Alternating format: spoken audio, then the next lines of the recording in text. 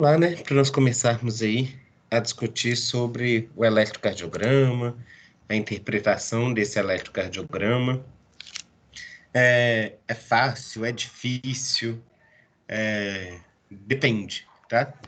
Na verdade, isso depende muito da pessoa. Tem pessoas que vão ter um pouco mais de facilidade e outras vão ter um pouco mais de dificuldade para conseguir compreender certinho, né, esse eletrocardiograma. Deixando bem claro que aqui nós vamos fazer uma análise mais simples, uma análise mais básica desse eletrocardiograma, tá? Porque para fazer uma análise completa, mesmo uma análise criteriosa, aí é o cardiologista quem vai assumir essa responsabilidade. Nós vamos realizar a mesma análise mais simples, digamos assim, né? Uma análise mais geral. Mas que vocês vão ver que dá para interpretarmos muito bem esse eletrocardiograma. Eu, inclusive, recebi, a Vani me mandou agora mesmo um eletrocardiograma dela, eu coloquei aqui no final da apresentação para que nós possamos analisar juntos, tá? Esse eletrocardiograma, que a gente vai ver mais ou menos como que está a atividade elétrica do coração dela, tá? E vocês, né?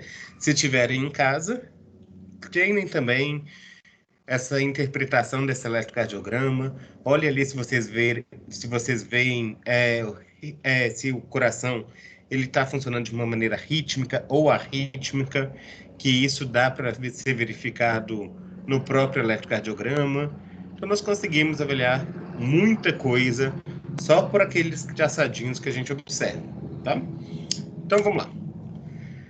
Então, a primeira coisa, né, que a gente precisa de uma definição mesmo, o que seria isso, esse eletrocardiograma propriamente dito, chamado normalmente de ECG, né, simplificando aí toda essa escrita, né? Então, esse ECG é a monitorização cardíaca, né, que é aplicada ao cuidado a pacientes críticos, mas não somente a pacientes críticos, né? Esse eletrocardiograma, ele pode ser realizado em qualquer um de nós, para verificar como que está a nossa atividade elétrica do coração. Ele pode ser também utilizado como um meio ali de verificação mesmo da atividade do coração para o como um dos exames pré-operatórios, né, para que o médico possa fornecer o chamado risco cirúrgico para o paciente. Então, ele acaba sendo uma ferramenta muito importante utilizada aí no nosso dia a dia. Já nos casos dos pacientes críticos, o que acontece é que o eletrocardiograma, que o paciente né, ele vai ficar monitorizado com os eletrodos ligados diretamente no coração dele. Então, nós vamos conseguir visualizar isso no monitor cardíaco propriamente dito, e não somente no papel impresso, né, com os traçados impressos. Então, quando isso ocorre, né, os eletrodos cutâneos ficam colocados sobre o tórax do paciente, vão detectar né, as ondas elétricas de despolarização e repolarização do coração, porque para que o coração consiga funcionar, tem que ter toda essa questão de eletricidade. Para que tenha essa carga elétrica, o coração precisa despolarizar, gerando a contração, e ele precisa de um tempo para conseguir repolarizar. Tá? E esse tempo para que o coração consiga se repolarizar é o tempo de diástole. Tá? É o tempo que o coração está relaxando, tanto os átrios quanto os ventrículos. E pelo eletrocardiograma, nós conseguimos diferenciar a atividade elétrica tanto dos átrios quanto dos ventrículos, e eu vou mostrar isso para vocês agora mesmo. Né? E a despolarização, né, e repolarização são os fenômenos elétricos no coração que produzem as correntes elétricas, que são conduzidas através dos líquidos orgânicos. Esses líquidos orgânicos, principalmente o sangue, né? E o coração, de maneira geral, é a bomba que vai enviar esse sangue para o resto do corpo por meio da contração, que é a nossa sístole. O eletrocardiograma em si vai ser o registro gráfico aí de toda essa nossa atividade elétrica do coração. Então é fundamental, ele nos auxilia bastante. Tá? Como o eletrocardiograma, ele é essa ferramenta, né, que vai realizar o traçado, melhor dizendo, ele é o próprio traçado ali dessa atividade elétrica, o eletrocardiógrafo é o equipamento, é o dispositivo, né, que vai medir ali a variação com o tempo, né, da diferença de potencial entre dois locais sobre a superfície corpórea, ou seja, é o que vai realmente interpretar o que está acontecendo lá dentro do seu coração. Então, o simples registrador, né, das forças elétricas produzidas pelo seu coração, projetado para registrar essas alterações de voltagem numa simples tira de papel. Então, vocês veem que todo mundo já deve ter visto um eletrocardiograma, é um papel, né? Não tem nada demais, além daquela tira de papel. E a gente consegue ver todas essas variações, tudo isso graças ao eletrocardiógrafo, que consegue sentir, né, todas essas alterações que são realizadas aí. Então, observando-se, né, um eletrocardiograma normal, podemos ainda identificar a contração atrial, que é realizada, que é demonstrada para nós pela onda P, né, que vai ser seguida de um pequeno intervalo, e então depois nós vemos o chamado complexo QRS, que ele vai ter principalmente, vai nos mostrar principalmente a contração dos ventrículos, tá? E logo em seguida a gente vê uma outra onda, que é a chamada onda T, que vai corresponder aí à repolarização ventricular, né, que é o período em que o músculo cardíaco se prepara para o próximo batimento. Então, deixa eu consertar isso aqui, depois eu mostrar quando for enviar para vocês. Só voltando aqui nas imagens, o que aqui a gente quer demonstrar? Que o coração, né, tem toda a atividade elétrica que vai ser, de fato, demonstrada. Primeiro ondinha, onda P, o complexo QRS, e depois, logo em seguida, a onda T. Então, nós vamos falar de todas essas ondas aqui que vão aparecendo. Vamos falar com mais calma, tá? Logo em seguida aqui. E no eletrocardiograma, a gente também observa essas questões, que quando o coração está em repouso, tende a ficar como se fosse uma linha reta. Mas quando tem uma contração, tende a ter uma ondulação, né? Então, é gerada essas ondas. Tanto aqui, né, na onda P, por exemplo, ou no próprio complexo QRS. Então, vai dando uma variação ali desse traçado, tá? Então, a onda P, propriamente dita, é uma onda pequena, né, uma onda bonitinha. Então, inicialmente, né, foram atribuídas letras arbitrárias aí a cada deflexão, então a cada questão relacionada a essa atividade elétrica, despolarização, repolarização, foi dado ondas para que nós conseguimos visualizar, né, e essas ondas foram batizadas, né, foram nomeadas com letras, para ficar mais fácil. Né, que se vocês observarem, letras seguindo uma ordem alfabética, PQRST, então, para ficar bem fácil mesmo. E a onda P, né, ela aparece quando os átomos eles se despolarizam, o que, na verdade, na prática ali, vai antecipar a contração, vai antecipar a sístole atrial. Os átomos eles precisam despolarizar para que ocorra a contração atrial. Então, a gente observa isso. E os átomos, então, eles possuem paredes finas, a massa de tecido muscular é pequena, e a onda de corrente gerada nos líquidos orgânicos é fraca, e a onda P é pequena. Então, normalmente, a gente vê no traçado eletrocardiográfico essa onda P bem pequenininha, bem simples, bonitinha, sem muitas alterações ali, tá? Diferente da onda P, nós já temos o chamado complexo QRS. E o nome já está dizendo, né? É um complexo. Então, como é complexo, já é grande. Então, esse complexo QRS, às vezes, pode ser chamado simplesmente, né, de onda R, porque essa onda R é a onda que vai para cima, né, que é realmente grande, é produzida aí pela despolarização dos ventrículos. Então, sempre que tiver alterações nesse complexo QRS, tem relação direta com os ventrículos. Então, guardem isso, tá? Qualquer alteração no complexo QRS tende a ter alteração ventricular. Então, esse complexo, né, QRS é produzido por uma grande massa muscular, produzindo a maior deflexão do eletrocardiograma, Durante, né, essa fase, os átomos se repolarizam, mas essa deflexão é encoberta pelo próprio QRS.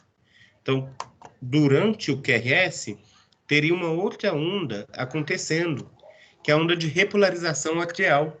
Só que a gente não consegue ver, porque o QRS é tão grande, a despolarização dos ventrículos é tão grande, que inibe a repolarização dos átrios. Então, nós só conseguimos ver esse complexo sendo formado ali, sendo gerado, né, no nosso eletrocardiograma. Então, normalmente, temos essa primeira imagem do eletro, né, do QRS. Então, vemos uma onda Q bem pequenininha, o R lá em cima e o S também pequenininho. E segue esse traçado do eletro. Pode ter variações ainda desse complexo QRS. Essas variações podem significar alterações ali no ventrículo, que são muito importantes para os cardiologistas. Aqui, por exemplo, nesse segundo, nós vemos uma ausência da onda Q, né? Nós só vemos o R e o S. Nesse terceiro, nós vemos uma ausência da onda S, né?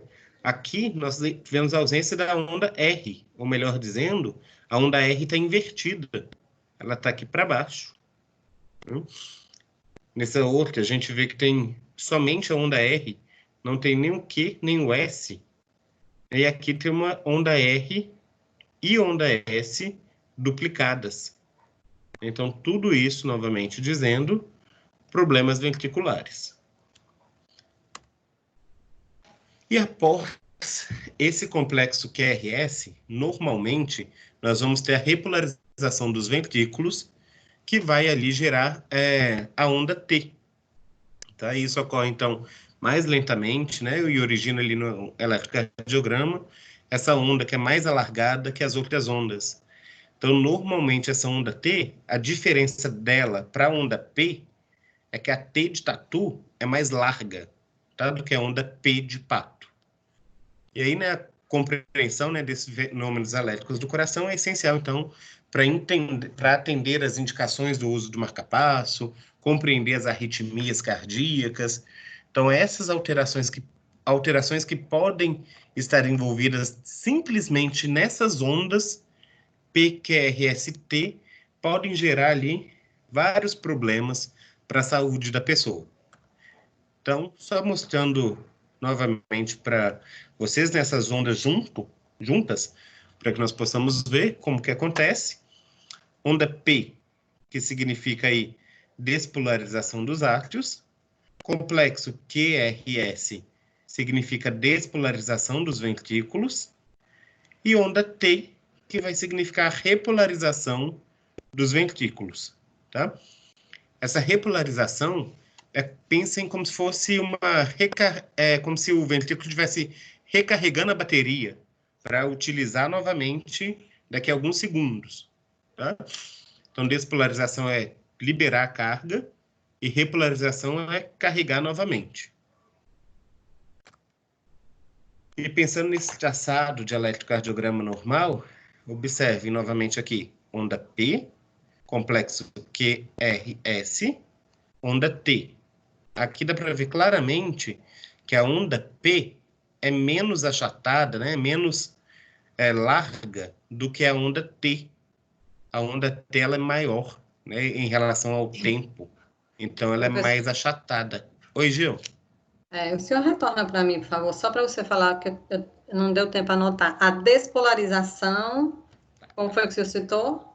Aqui, eu disse que a despolarização é como se fosse uma descarga de energia. E a repolarização é como se estivesse recarregando essas energias. Certo. Tá? Beleza, obrigada. Por nada. Então, é isso aí. Repolarização é recarregar energia e despolarização é liberar essa carga. Tá? Pensa, por exemplo, aquela situação que todos vocês já devem ter visto em filmes, séries, de, por exemplo, dar o choque, né? Usar o desfibrilador. Naquela situação que a gente vê nos filmes, nas séries, o médico, normalmente, ele fala lá com o enfermeiro, com o outro médico, enfim. Eles falam, carrega 200 joules. E a pessoa carrega, vai lá e dá o choque. Ele fala, carrega mais 200, mais 300 joules. Ou seja, ele está pedindo para carregar. Esse carregar seria a repolarização. E quando ele aplica o choque, seria a despolarização. Tá? Então, despolarização é liberar a carga e repolarizar é recarregar essa carga. Carga essa que aqui mesmo no coração é a própria carga elétrica. Daqui a pouquinho eu coloquei uma imagem para a gente falar sobre essa atividade elétrica do coração, onde que ela é gerada e tudo isso, tá? Oi. Só um minuto, só volta para mim, por favor. Na hora que ele dá o choque, ela está repolarizando ou despolarizando? Despolarizando. Despolarizando? Isso, então, na hora de dar o choque, despolarizando. Ela está tirando a carga do coração? Não. Na hora de dar o choque, ela está, como que eu posso dizer? Ela está despolarizando, ela está dando choque. Esse despolarizar é dando a carga ali, ó, liberando essa carga, fazendo com que tenha o choque naquele momento. Entendi. Entendeu? Uhum. É isso, esse despolarizar é isso, né? É dar o choque. Oi? No caso, ela está despolarizando, né? Isso, despolarizando. Esse despolarizar é liberar a carga, é dar o choque. E o repolarizar é carregar. Tá? Tá bom. Podemos seguir? Vocês vão ver que, assim, pode estar parecendo um pouco tenso, assim, né? Porque é muita coisa.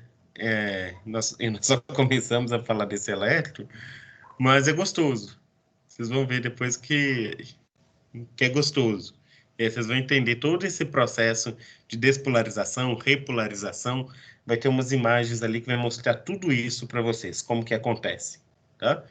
Então, fiquem tranquilos aí que vai mostrar isso tudo certinho. Então, vamos lá. Aqui, então, né, mostrando as ondas. Onda P, que é RST, lembrando, né, que a onda P é menos achatada que a onda T, de tatu. E aqui ainda nós temos os intervalos. Tem um intervalo chamado intervalo PR, que é o intervalo, né, entre a onda P e a onda R. O intervalo QT, que é entre a onda Q e a onda T. E o intervalo ST, que é o intervalo entre a onda S e a onda T. Esses intervalos, eles têm importância quando o cardiologista, principalmente, vai analisar esse eletrocardiograma, que ele vai verificar o tempo que é gasto para que o coração consiga, de fato, repolarizar, tá? Para que ele consiga recarregar ali as baterias, porque isso, dependendo ali da clínica do paciente, faz diferença. Então, esses intervalos são bem importantes para isso, porque podem influenciar em uma arritmia, por exemplo. Tá? Continuando, né, além das próprias ondas, tem a importância do papel mesmo do eletrocardiograma. Não sei se vocês já repararam, porque o papel do eletrocardiograma, ele hoje em dia, nós temos de tipos diferentes, né? Tem aquele papel que é só uma tira mesmo, né? Uma tira de alguns centímetros, pequenininho, e tem outro que é como se fosse uma folha A4 impressa, né? Qual a diferença dos dois? Somente que nesse pequeno, nesse que é só uma tira fina, só vai mostrar o traçado geral. Nesse que é a folha A4, que é impressa, vai mostrar todas as derivações ali, tá? Que nós vamos falar dessas derivações também. Só que independente de qual tipo de papel que vai ser utilizado, esse papel ele deve ser quadriculado. Tá? Então, ele é dividido em quadradinhos. E esses quadrados, eles estão divididos em quadrados grandes e quadrados pequenos, tá? Que são muito importantes, em especial na questão de mensuração do tempo entre uma onda e outra, que inclusive tem como fazer cálculos aí para verificar a frequência cardíaca do paciente de acordo com esses quadradinhos, tá? Para a gente contar de quanto em quanto tempo o paciente, né, tem um batimento cardíaco. Depois eu mostro isso para vocês. Na interpretação, então, o que a gente observa desse papel? No sentido horizontal, né, a gente consegue avaliar o tempo em si, e no sentido vertical, a gente consegue avaliar a amplitude em volts, ou seja, quantos volts, né, essa atividade elétrica está representando. Em especial, a onda R, que representa a maior carga elétrica, né, maior amplitude em volts. Tá? De maneira geral, o quadrado pequeno, na horizontal, ele vai medir 1 milímetro, cada quadradinho pequeno, e esse 1 milímetro representa 0,04 segundos. Tá? Então, é uma coisa bem pequenininha, 0,04 segundos. E na vertical, como é um quadrado, né, ele também mede 1 milímetro e representa 0,1 milivolts. Tá? A precisão aí elétrica dele. E já o quadrado grande são 5 vezes mais. Então, no horizontal mede 5 milímetros, então representa 0,20 segundos. E na vertical representa 5 milímetros também e representa 0,5 milivolts. Aqui na imagem, o que a gente pode observar? Que esse quadrado grande é representado por 5 quadradinhos pequenos, né? Tanto na horizontal quanto na vertical, somando o tempo total de 0,2 segundos, né? 0,20 segundos, e somando aqui 0,5 milivolts. Tá? Calma, que tudo isso vai ter explicação, vai ser importante aqui na frente. Opa. E o nosso eletrocardiograma geral, né, ele tem as chamadas derivações. Essas derivações do eletrocardiograma são as posições, então, no paciente, né, em que são captadas ali as atividades elétricas do coração. E, normalmente, existem 12 derivações. Tá? Dessas 12 derivações, 6 são periféricas, né, que vão pegar dos membros do paciente, e temos, né, as chamadas derivações bipolares. Essas derivações bipolares têm os nomes D1, D2 e D3, que são obtidas ali pela aplicação dos eletrodos, né, ao braço direito do paciente, braço esquerdo e perna esquerda, e eles vão registrar ali as diferenças do potencial entre dois locais sem qualquer rede de resistência. Então, é como se fosse realizar um triângulo entre os dois braços e a perna, para verificar mesmo a atividade elétrica do coração. Portanto, a derivação 1, né, D1, registra, então, do braço direito para o esquerdo. A derivação 2 registra do braço direito para a perna esquerda. E a derivação 3 registra do braço esquerdo para a perna esquerda. Essa questão da derivação, gente, não precisa se preocupar tanto, é uma questão mais técnica. Tá? Para a nossa análise em si do eletrocardiograma e para a gente realizar mesmo o eletrocardiograma, não vamos entrar muito nessas questões das derivações em si. Tá? Vocês só precisam saber que normalmente ele tem 12 derivações, básico, é o básico, tá? Não precisem ficar tão preocupados com isso aqui. E temos também as chamadas derivações unipolares, tá? Essas derivações unipolares, nós vamos ter o chamado AVR, AVL e AVF. Todas essas derivações aqui, nós conseguimos observar no eletrocardiograma, quando ele é impresso naquela folha A4.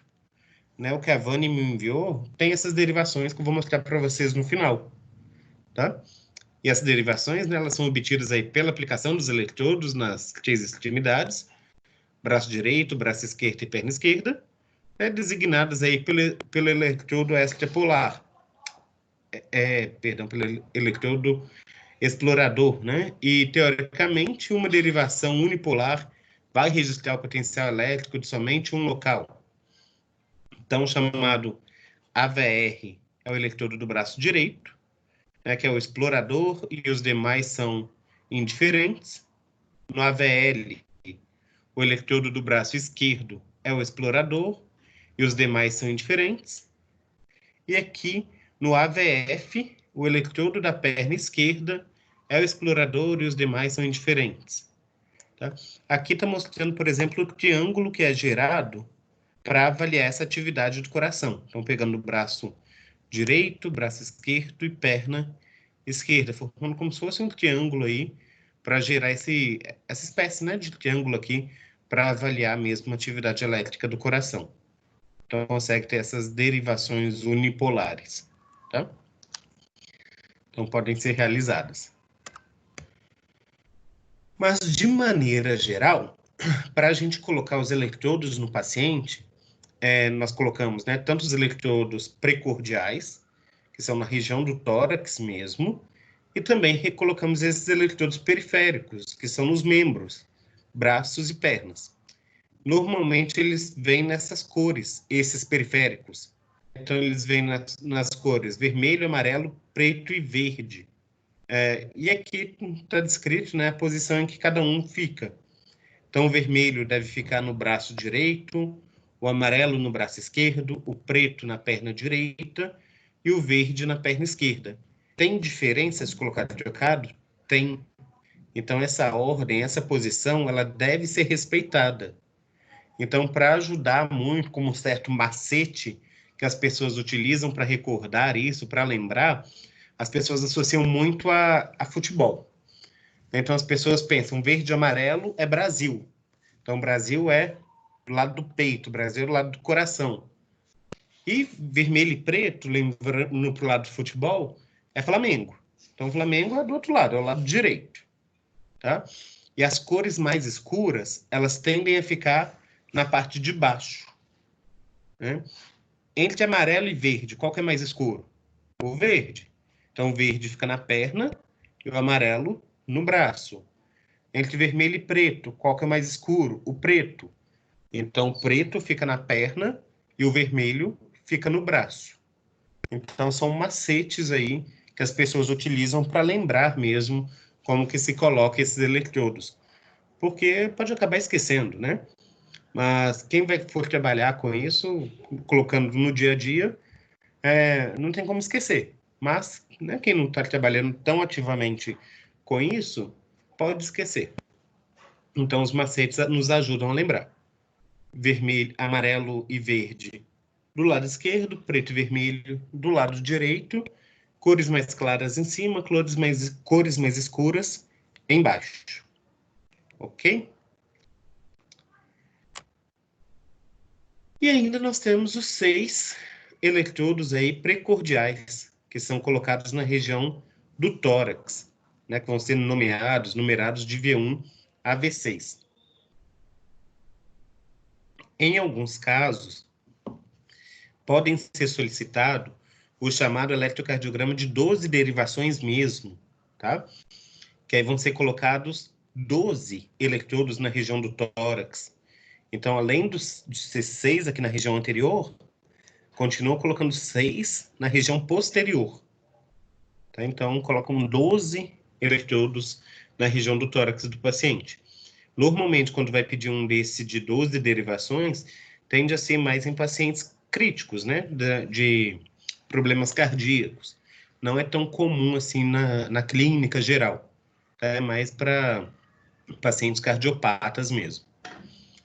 Então, essas 6 derivações, né, são derivações unipolares, precordiais, que vão de V1 até V6, obtidas aí com eletrodo explorador, colocado diretamente sobre o coração, né, no precórdio anterior, em 6 locais diferentes. Para a colocação desses eletrodos, nós devemos ter alguns cuidados, e eles podem, de fato, serem colocados ali de maneiras diferentes. Hoje em dia, os aparelhos mais modernos, eles estão com os eletrodos descartáveis, ou seja, são aqueles que são colocados, que tem como se fosse uma cola, né, que é meio que adesivo. Você cola no paciente, depois você pega e joga fora. Mas tem alguns locais ainda que utilizam alguns que são como se fosse uma perinha, né, que vai fazer uma pressão, vai fazer uma sucção para colar ali no tórax do paciente. Esse que faz essa sucção tem um grande problema, que às vezes ele solta no meio do eletrocardiograma. Então, enquanto está fazendo eletrocardiograma, se soltar, vai dar interferência, tem que recomeçar a fazer o eletro, tá? Deixa eu ver aqui só um minuto, se eu consigo até uma imagem dele para colocar aqui para vocês, porque dependendo de onde vocês forem ver, pode ter dessa forma, né? Então aqui eletrodo, eletro, cardiograma. Os mais comuns, vocês vão ver dessa forma aqui. Deixa eu pegar esse aqui para que vocês possam ver. Copiar a imagem. Só vou colar aqui. Só um minutinho.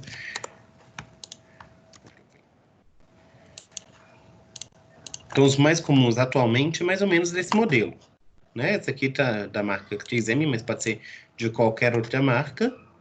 Enfim, esse modelo que é descartável. Então, utilizou, colou ali no paciente e tirou, né? Mas pode ser que tenham outros modelos, né? Que tem o de perinha. Deixa eu só pegar aqui e ver se eu acho esse de perinha. Em locais, né? Em especial, locais mais antigos, pode ser que ainda tenham deles, tá?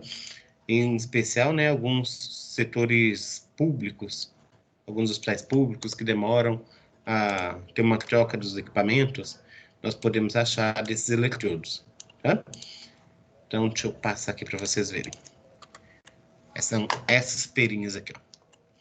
Essas perinhas nós vamos ter que colocar um gelzinho condutor, nessa partezinha côncava dela, e prender no tórax do paciente, na pele do paciente.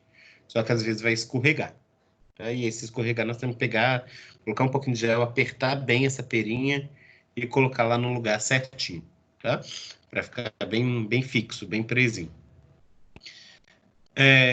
Um problema, né, relacionado a elas, que além delas caírem com uma maior facilidade, tem a questão que você tem que ter os cuidados de higienização após o uso, porque elas não são descartáveis. Então, nós temos que cuidar, né? Ter esse cuidado aí após o uso. E só que o outro também, esse que é o mais utilizado atualmente, nós temos um problema em relação a ele, em especial nos homens que têm uma quantidade de pelos grandes no tórax, né? Muito pelo no peito. Porque às vezes esse adesivo ele vai ficar preso no pelo e não na pele propriamente dita. Então, vai atrapalhar um pouco, pode dar um pouco de interferência também no resultado do exame, tá? Então, nós temos que certificar que esteja colado certinho na pele e não somente no pelo. Então, pensa, por exemplo, aqueles homens tipo Tony Ramos, né? Tem uma quantidade de pelos grande no peito, tem um pouquinho de dificuldade para isso, tá? Então, saindo dessa questão, só mostrando aqui, né? Esses outros eletrodos, as cores deles, né? O amarelo, preto, vermelho, verde, que são normalmente utilizados nos membros. O branco é como se fosse um terra, então, como se fosse um fio terra. Então, são os utilizados normalmente para a realização do eletro.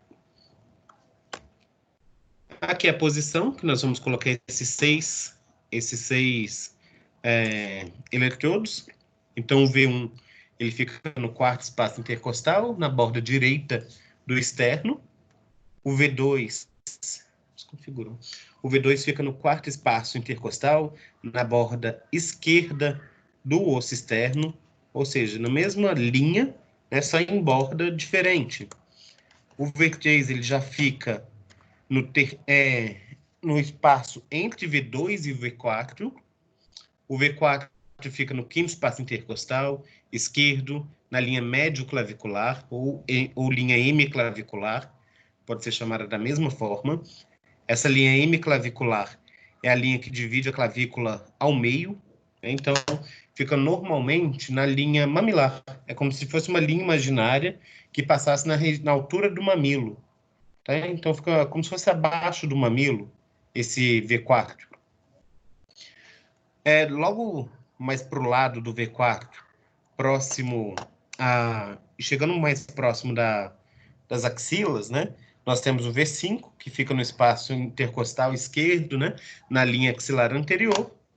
E um pouquinho mais próximo da axila, na linha axilar média, fica o V6, como foi demonstrado para vocês aqui na imagem. Deixa eu voltar para vocês verem a imagem.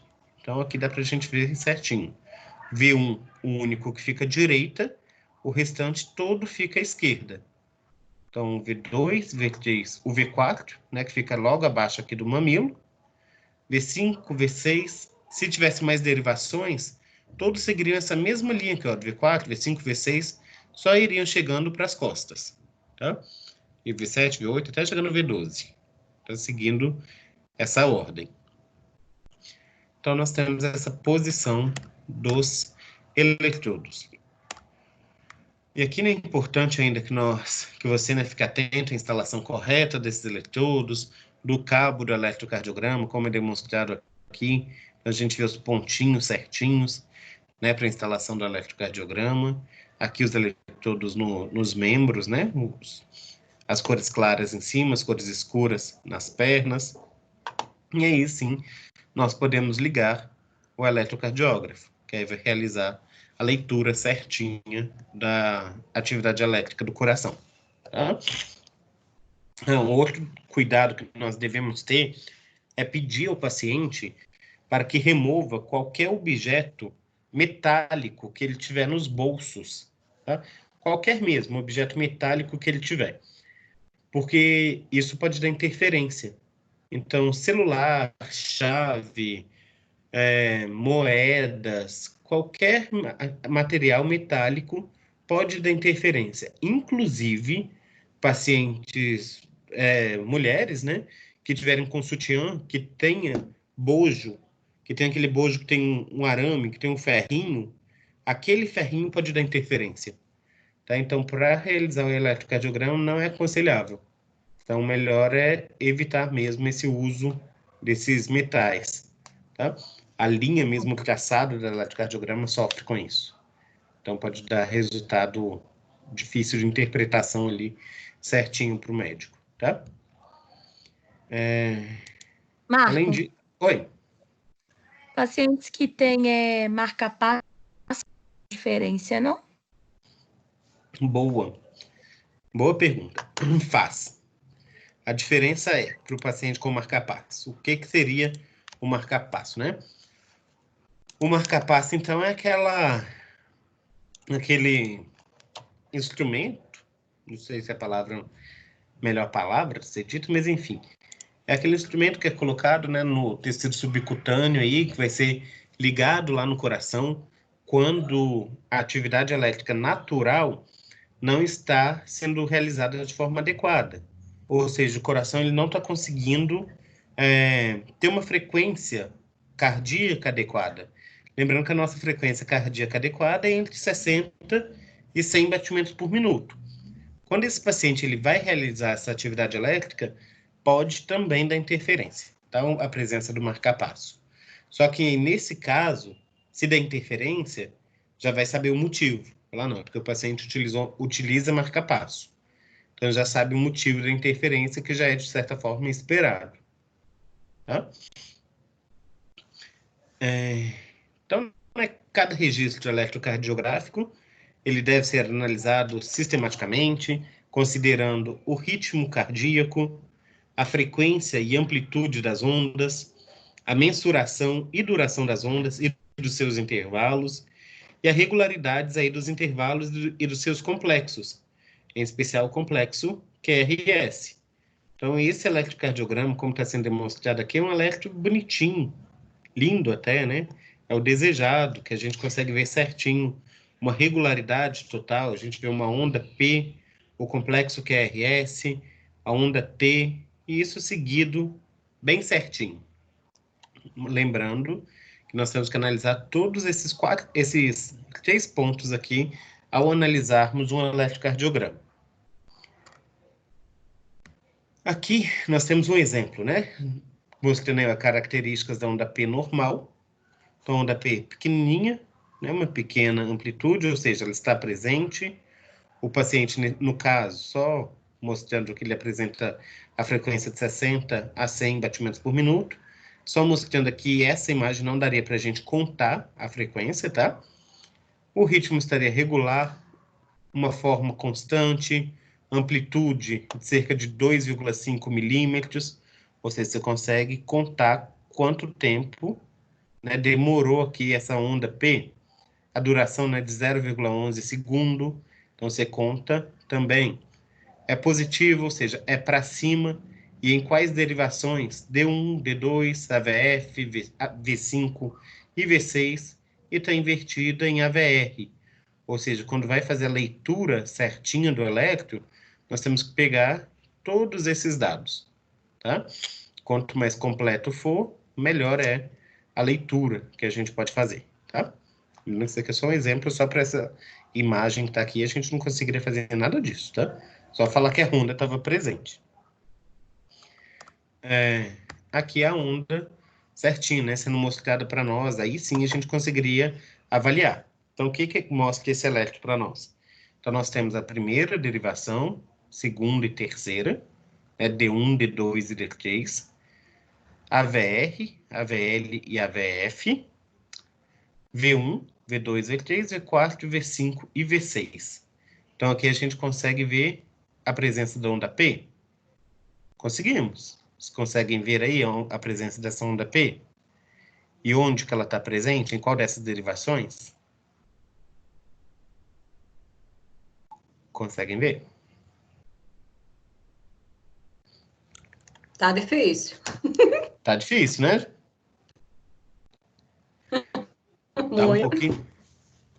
Tá um pouquinho difícil.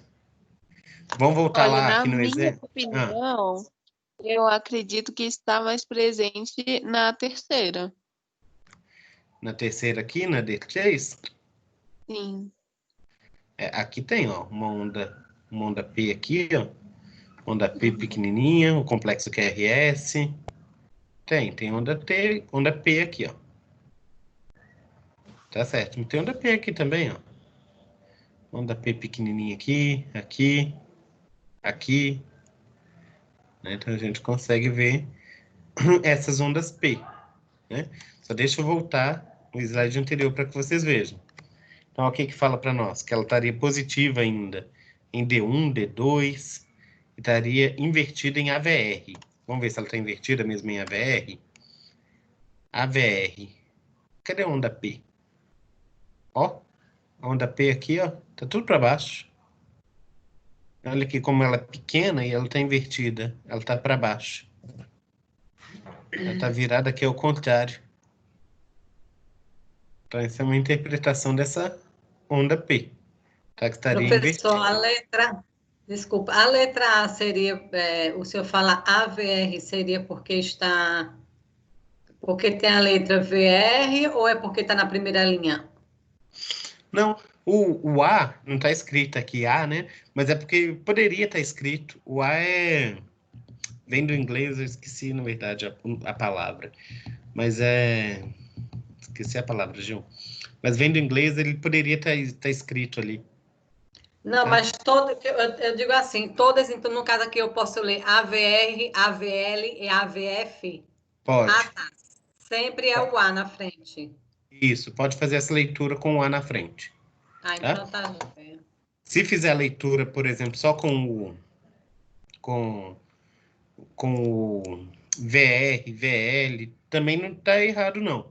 Mas pode fazer com o A.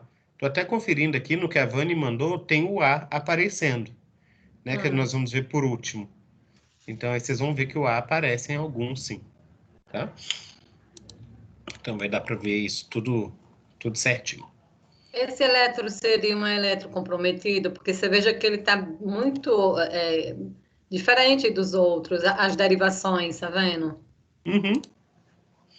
Tá muito irregular, Isso, digamos assim, né? isso. Ele tá bem estranho, na verdade. Sim. Não é um elétron muito bom, não. Ele tá trazendo algumas alterações aqui. A gente não consegue, na verdade, ter uma linha de base geral. Então, normalmente, os elétrons, o que acontece? Eles vão ter essas divisões, né, pelas 12 derivações. Se vocês contarem, vão ter as 12 aqui, né? 4 em cada linha. Então, 12 derivações. E deveria ter uma quarta linha aqui, que é o geral, a atividade geral aqui do coração. No Davani vai ter, para a gente conseguir avaliar certinho. Que aqui, separado pelas derivações, fica um pouco mais difícil para a gente avaliar. Mas, de toda forma, já mostra que está bem irregular de uma derivação para outra. Tem várias inconsistências ali.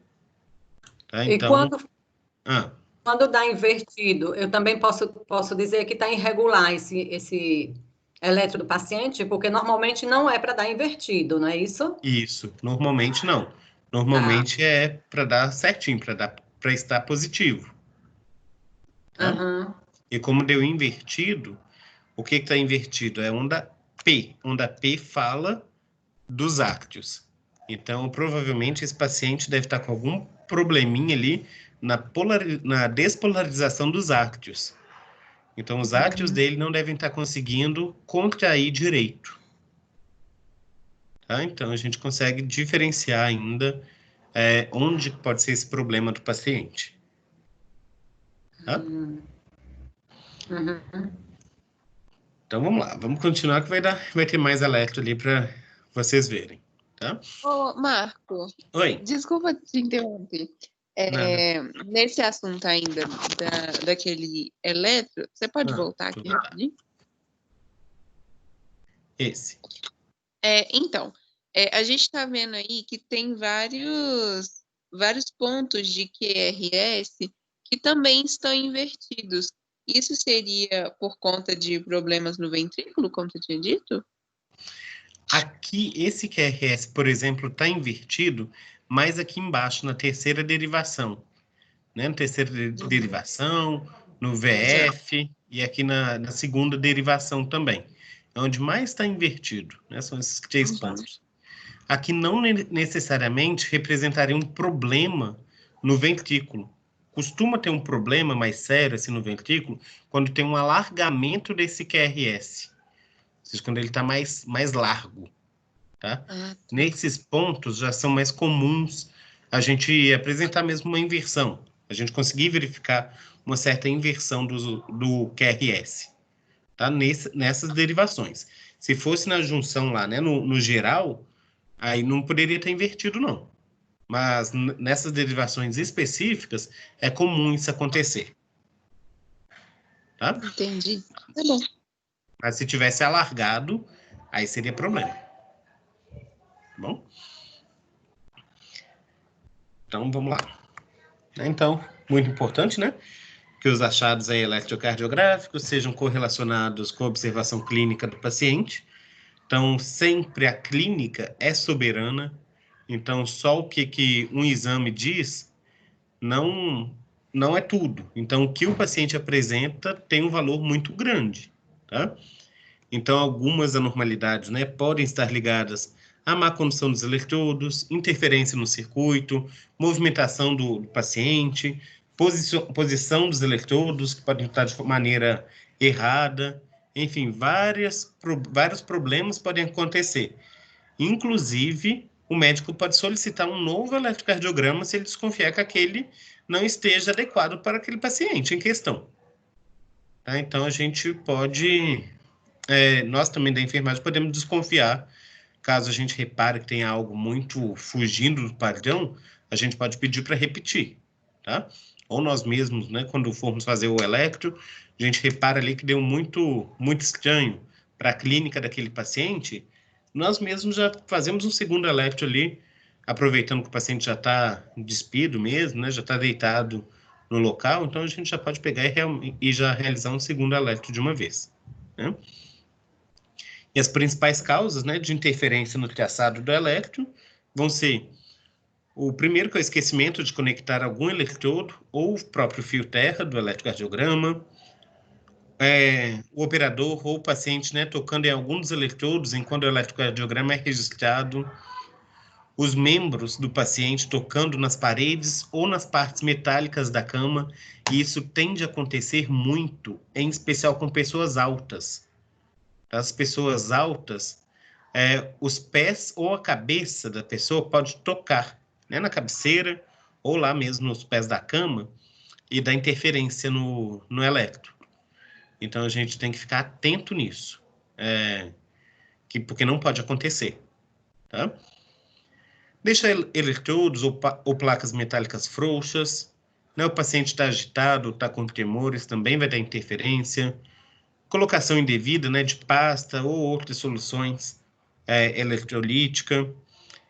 Outros aparelhos elétricos, né, que estiverem sendo utilizados nas proximidades, ele vai desconectar da corrente elétrica. E uma observação que nós temos, né, que é jamais ligar o fio terra na canalização do oxigênio, né, porque o oxigênio ele é inflamável, enfim, tem um risco de ter do fio terra acabar conduzindo uma eletricidade ali e gerar um incêndio, né? Então, nunca a gente deve ligar o fio terra nessa canalização do oxigênio. Liga o fio terra na mesa, né, no criadozinho, em qualquer outro local, mas na canalização do oxigênio, jamais, tá? Esses são os principais problemas para dar alteração. Vocês vão ver que muitas vezes, em especial, quando o aparelho de eletrocardiograma ele é mais antigo, ele está com alguns problemas, o traçado em si, a linha, não sai retinha, bonitinha, não. Sai toda tremida mesmo. Tá? Sai toda como se fosse...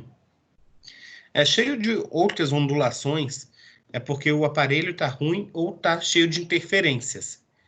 Uma coisa que é muito utilizada para reduzir essas interferências é o álcool. Então, não sei se já aconteceu com algum de vocês, que quando o profissional foi realizar o eletrocardiograma, jogou um pouco de álcool sobre seu tórax. Esse álcool que é utilizado, né, o álcool líquido mesmo, sobre o tórax, é para tentar diminuir um pouco dessa interferência. Costuma dar certo. Tá? Costuma reduzir ali essa atividade elétrica, tá? Essa interferência da atividade elétrica. Então, é algo que tende a funcionar. Principalmente quando é o eletrodo lá de perinha. Tá? Então, ele ajuda bastante. Você fala o álcool 70%, professor? Aham. Tá. Álcool 70, Gil? Uhum. Líquido, tá? Ok. E aqui, né, só para a gente ver, né, que nessa eletrofisiologia, então, o ECG, né, o eletro, se inscreve, né, na fita de papel, que é milimetrado, que nos fornece, então, um registro permanente da atividade elétrica, só que no interior das células cardíacas estão carregadas negativamente, e quando ocorre a contração, essas células tornam-se positivas, por isso que precisa ocorrer aquele momento de repolarização, ou seja, se repolarizar significa tornar essas células cardíacas novamente negativas, tá? Então, assim, né, uma onda progressiva de estimulação através do coração, gerando, né, despolarização, produzindo a contração. Ou seja, para o coração conseguir contrair, ele precisa ter uma despolarização. Se isso não ocorrer, esquece, tá? Não vai ter. E essa despolarização, né, pode ser considerada como um progresso aí de uma onda de cargas positivas dentro das células. Então, a gente observa tudo isso por meio daqueles traçados. E para que ocorra, de fato, essa despolarização, repolarização, tem que ter um controle hidroeletrolítico no nosso corpo. Né? Se nós estivermos desregulados, hidroeletroliticamente dizendo, o coração ele não vai conseguir desempenhar essa função. Então, ontem, por exemplo, quando nós discutimos em relação aos rins, se os rins não estiverem funcionando direito e não estiverem conseguindo filtrar, né, o nosso sangue certinho, pode atrapalhar, inclusive, a contração do coração, deixando excessos ou poucos íons, né, de cálcio, potássio, presentes aí no nosso sangue, que vai atrapalhar toda essa atividade elétrica do coração. E, de maneira geral, né, durante a repolarização, as células miocárdicas ganham novamente a carga negativa em cada célula, e os nódulos aí que estão presentes, né, no nosso coração, o nódulo sinoatrial, localizado, né, na parede posterior da aurícula direita, inicia o impulso elétrico para a estimulação cardíaca. Estou lendo mais rápido porque eu vou mostrar isso para vocês na imagem, tá? E o impulso alcança lá o nódulo atrioventricular, onde há uma pausa de cerca de 1/10 de segundo, permitindo que o sangue entre nos ventrículos. Depois, terminada a pausa, o próprio nódulo atrioventricular vai ser estimulado, iniciando-se então o impulso elétrico que desce pelo feixe atrioventricular, né, que é o feixe de His, para os seus ramos, que vão ser os ramos de Purkinje, e à medida, né, que esse impulso se propaga, ocorre a despolarização no ventricular. Então, deixa eu mostrar para vocês, terminado de ler aqui, vou mostrar para vocês isso nas imagens. Então, as fibras de Purkinje transmitem o impulso elétrico para as células miocárdicas, produzindo a contração simultânea dos ventrículos, e pode-se dizer, então, que o complexo QRS representa a despolarização ventricular e o início da contração ventricular. E a onda T, que vai ser gerada logo após o QRS, fala para a gente da repolarização ventricular. E essa repolarização, né, ocorre de tal modo que as células podem recuperar a carga negativa dentro de cada célula e assim podem ser novamente despolarizadas. Ou seja, é um ciclo. Isso vai acontecendo pelo menos 60 vezes por minuto, né, porque é a nossa frequência cardíaca normal. Então, só para mostrar para vocês na imagem, isso aqui a gente já acabou até falando, né, dessas ondas certinho. Cadê? Aqui, deixa eu pular aqui um pouquinho, só para mostrar para vocês essas nossas imagens. Então, a gente recordando só da anatomia do nosso coração, então nós temos aqui os nossos 2 átrios, 2 ventrículos. A gente lembra que o sangue ele passa, né, do átrio direito para o ventrículo direito. Depois do ventrículo direito vai lá para o pulmão para ser oxigenado. O sangue oxigenado volta pelas veias pulmonares para o átrio esquerdo, depois para o ventrículo esquerdo e, enfim, vai para o corpo inteiro pela artéria aorta. Então, nós temos isso tudo, esse coração funcionando como uma bomba. Então, os átrios contraem juntos e os ventrículos contraem juntos. Mas para fazer isso aqui funcionar, nós temos que ter essa atividade elétrica do coração, que foi o que eu acabei de ler ali para vocês. O que nós temos, então? Inicialmente, nós temos esse nódulo sinusal ou nódulo sinoatrial, né, que ele, sim, inicialmente, ele tem a função de gerar o impulso elétrico. É ele que, de fato, vai gerar mesmo eletricidade no nosso coração, tá? Só que ele sozinho, ele não consegue fazer com que o coração inteiro contraia. Esse nosso nódulo sinoatrial, ele vai gerar atividade elétrica, vai mandar esses impulsos elétricos para a região dos átrios e também vai mandar para o nosso nódulo atrioventricular. Quando ele está fazendo isso, mandando esses impulsos elétricos, vai acontecer a chamada despolarização atrial.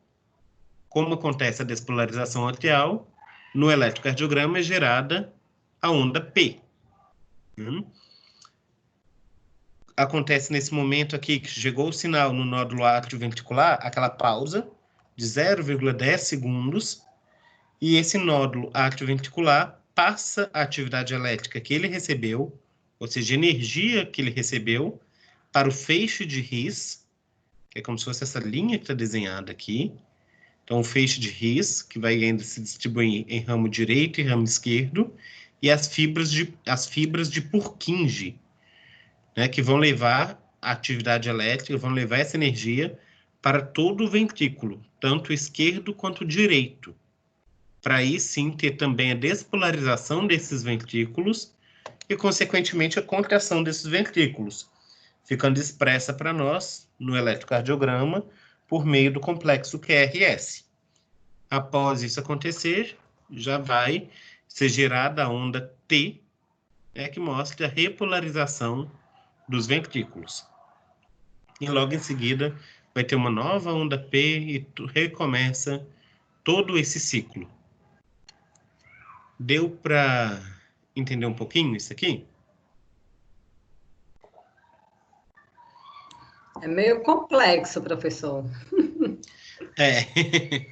É complexo, mas é muito o problema do coração. Assim, eu gosto muito, tá, dessa parte assim de coração e tudo, então, mas eu entendo que é muito complexo, é muita coisa, né? E para pegar assim de uma vez só é pesado. Mas é muito bonito, né? Todo o funcionamento de você ver isso aí e quando vê na prática de fazer realmente fazer uma ressuscitação, né? É, exatamente. Para fazer uma ressuscitação, isso é Para me ouvir, né? impressionante, né? Oi, tô ouvindo. Marcos, tem como você fazer uma atividade para a gente relacionada a isso, para te entregar na semana que vem? Porque eu tô Boa. boiando. Posso fazer. Eu tô boiando Posso. nas minhas lágrimas. Posso fazer. Oh, muito Ótimo. obrigada. Vou tentar fazer assim, Fernanda, alguma coisa. Que assim, mesmo que seja só para a gente praticar, né? Para a gente treinar ali, fazer uma análise certinha. Vou procurar aqui alguns elétrons para a gente fazer uma análise. Eu faço uma atividade e mando para vocês pelo grupo, no WhatsApp, que aí todo Ela mundo vai tem ajudar acesso. Fácil. Hã? Vai ajudar Fernanda? muito. Vai? Ah, ótimo. Vou tentar fazer isso e eu mando para vocês. Tá bom, obrigada. Por nada. Então, deixa eu só voltar aqui no que eu tinha pulado para mostrar a vocês, mas não é muita coisa, não. Né? Isso aqui só que eu tinha pulado, só mostrando novamente, né? Como que fica o traçado do elétron, né? Na folhinha. Então, fica a onda P, o complexo QRS e a onda T, né? O tempo, né? Que vai ficando passando, os intervalos PR, ST, intervalo QT. E aqui mostrando novamente como que o que representa cada um dessas ondas, né? Pelos desenhozinhos do coração. E aqui, nesses traçados, como que acontece com cada uma das frequências cardíacas. Por exemplo, um batimento considerado normal, olha como que seria. Nós teríamos mais ou menos isso aqui, tá? Já numa frequência acelerada, olha como nós temos uma quantidade maior de complexos, tanto de ondas, né, melhor dizendo, tanto ondas P, QRS, a gente vê que as ondas, uma fica até quase que encavalada na outra, né? Olha que nesse considerado normal, dá para a gente ver tudo certinho, a onda P, o complexo QRS e a onda T. De novo vem onda P, QRS e a T. Nesse que é rápido, né, uma frequência acelerada, a frequência acelerada, olha que a onda T está em cima da onda P. Então, ele atrapalha até para a gente fazer a interpretação desse eletrocardiograma. Professor, seria um taquicardia aí?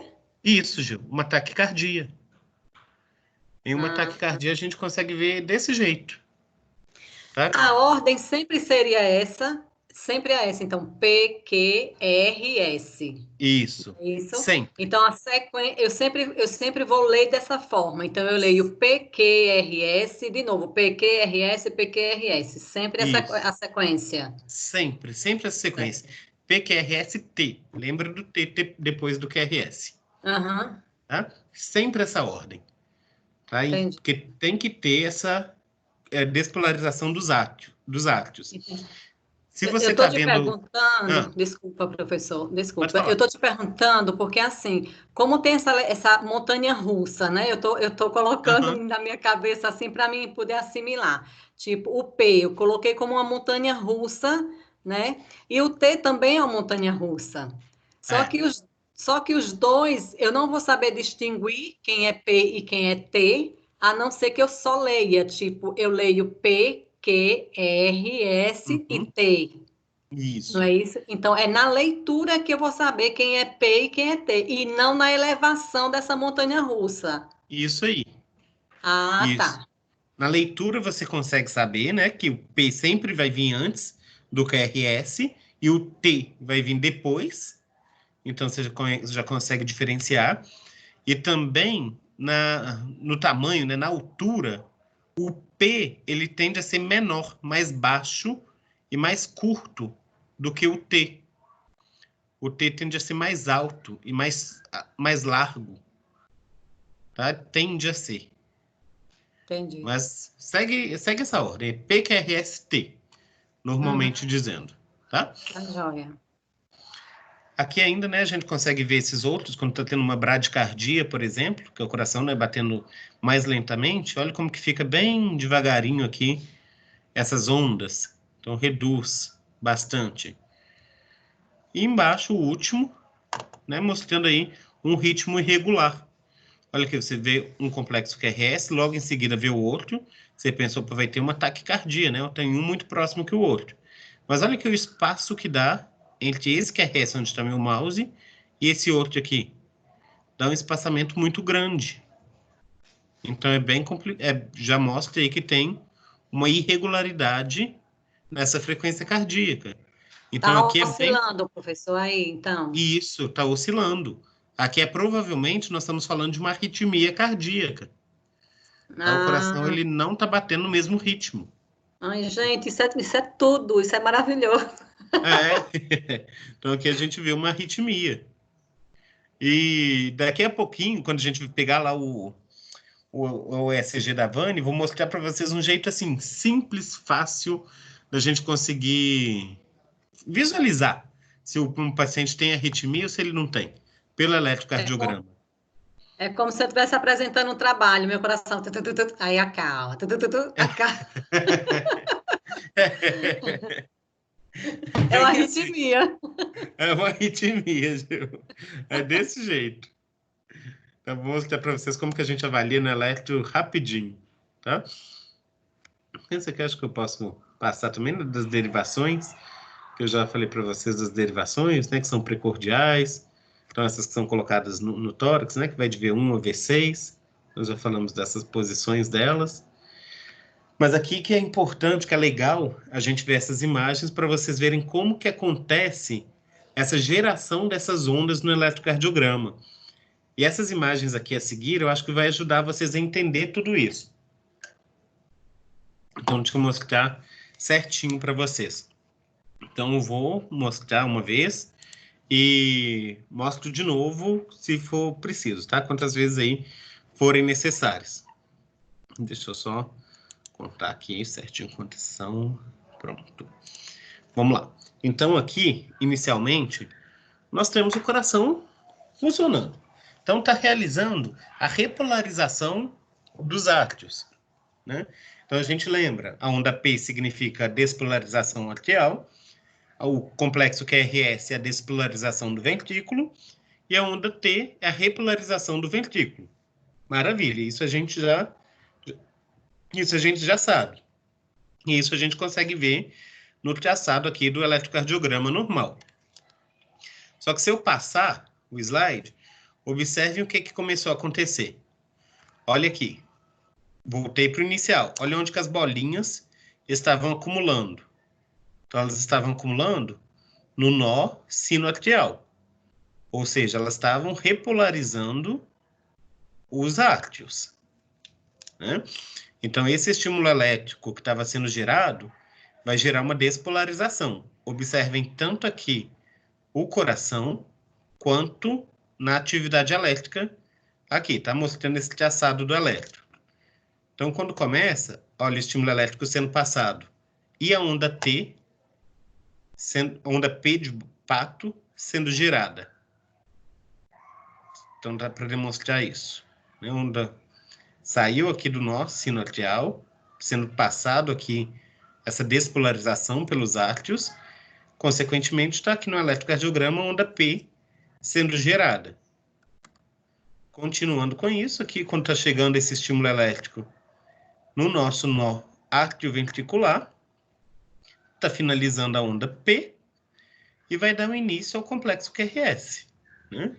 Então, seguindo, começa a ter como se fosse quase que um estouro, né, para o QRS. Então, tem início da despolarização do ventrículo. Então, é gerada a onda Q, começa a despolarizar o ventrículo, passando essa atividade elétrica pelo feixe de His, e aí já chegando ali, né, no ramo direito, esquerdo, olha onde que já está lá no traçado do elétron, já está gerando ali a onda R. E quando vai chegando nas fibras por 15, já está chegando na onda S. E vocês estão observando que o coração ali também nessa imagem, ele está contraindo. né? Olha aí no final, terminou a onda S, olha como que esse ventrículo está contraído, né? Ele está contraído e vai acontecer o quê? Repolarização do ventrículo. Então, o ventrículo ele começa a repolarizar e olha o que foi formado no eletrocardiograma. A onda T. Né? Professor, e aí recomeça o ciclo. Oi, Gil. Essa repolarização seria o relaxamento, então? Isso mesmo. Dos ventrículos. Isso. Exatamente, Gil. A repolarização... Porque quando ele contraiu... Isso, pode falar. Não, porque quando ele contraiu, quando ele relaxou, foi quando você falou que era repolarização. Isso mesmo. É isso. Beleza. Porque ele precisa despolarizar para ele contrair, e depois que ele contrai, ele precisa relaxar, que enquanto ele está relaxando, ele está repolarizando. Tá? Tanto nos átrios quanto nos ventrículos acontece a mesma coisa. Só que nos átrios a gente não consegue ver a onda sendo formada no traçado do elétron. Tá? Alguém falou alguma coisa? É tipo nosso celular mesmo, se você for levar em consideração. Enquanto a gente está usando, está liberando a carga que tem nele, e quando a gente coloca para carregar, ele está recarregando e a gente para de usar. Então, ele vai ter um momento de relaxar dele. É mais ou menos isso. É desse jeito, mano. Mas tá certo, Vânia. É assim que a gente aprende, não é, professor? Exatamente. É esse jeito. Agora eu vou voltar aqui essas imagens só para vocês verem, sem eu ficar falando, só para vocês acompanharem aí certinho como que vai acontecendo a geração dessa atividade elétrica e a formação das ondas pelo eletrocardiograma, tá? Para ver que dá para ver se vocês conseguem identificar certinho, né? Essa despolarização, repolarização. Então, observem aí, ó.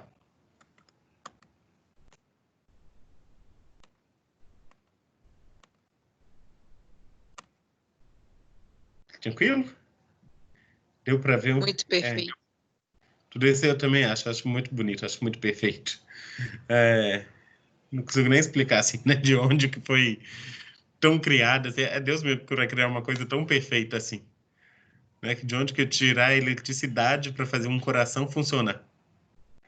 Então, quando eles dizem assim, a faixa que a gente vai dar o choque é justamente a despolarização.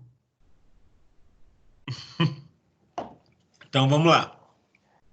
Para dar o choque, aí você já está falando, por exemplo, no caso de uma parada cardíaca, para dar o choque, é isso? Porque aí, para a gente entender melhor, que já está, como você desenhou praticamente aí para a gente, ficou mais fácil de entender. Né? Mulher, vamos por parte, mulher. Tu tá confundindo tudo hoje. Não, isso não é confusão, não. Eu tô zoando, maninha. O choque, Gil, na verdade, ele pode acontecer de duas formas, tá? Só para... Eu acho que eu vou... Acho que eu coloquei, se não me engano, eu coloquei ali. O choque mesmo, em caso de parada cardíaca, ele é indicado em somente duas situações. Por quê? Nós temos 4 tipos de parada cardíaca. Então, o choque é indicado em duas e não indicado em outras duas. Nessas duas que ele é indicado, vão ter ainda 2 tipos de choque que podem ser dados, que é o choque mesmo, a desfibrilação. Para dar a desfibrilação, não tem um momento certo. A gente não consegue verificar em qual estado que vai estar isso aqui. Tá? Em qual onda que vai estar. A desfibrilação em si sem estar sincronizado com nada. Libera o choque e pronto. Mas tem uma outra forma, que é a chamada cardioversão. Aí a cardioversão, sim, ela é sincronizada. Aí o paciente ele precisa estar monitorizado. E a cardioversão ela é dada nesse momento de despolarização. Então, quando vai despolarizar ou os átrios ou os ventrículos, é liberado o choque. Tá? Que é junto ali com essa atividade do coração, própria do coração. Ok. Tá? Deu para pegar um pouquinho. É coisa demais, né? Vamos lá, então, para a gente ver esses ritmos cardíacos, né, no eletrocardiograma. Então, o chamado ritmo sinusal, O ritmo sinusal é o que é o esperado, é o que nós temos naturalmente. Então, é o ritmo determinado pelo nosso nódulo, né, sinusal ou sino atrial, pode ser chamado das duas formas. Esse nódulo sinusal, então, ele que vai ser chamado, inclusive, de marcapasso natural.